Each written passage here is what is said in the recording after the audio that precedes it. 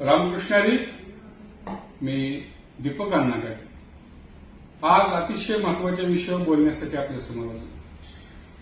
विषय बार्शी तालुक्यातील इंद्रेश्वर साखर कारखाना, जो 3 वेळा आमदारकीला पडलेले हर्षवर्धन पाटील, ज्यांची आत्ताची परिस्थिती इधर चला मैं उधर चला, जाने कहा मैं किधर चला, फिसल तो गया, अशा हर्षवर्धन पाटलाचा हा कारखाना जो बार्शी तालुक्यातील हजारो शेतकऱ्यांचं रक्त प्यायचं काम करतो.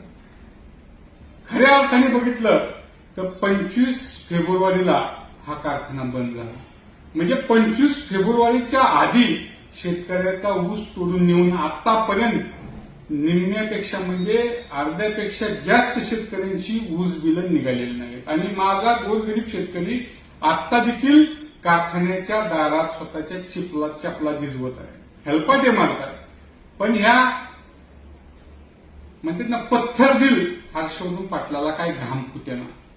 जसं कोर्टामध्ये तारीख पे तारीख चालू आहे, तसं यांचं तारीख पे तारीख चालू आहे. आता आम्हा इंदापूरकरांना तर यांची सवय आहेच, कारण आमच्या लादल्यासारखंच ह्यांना लादले. अक्षरशः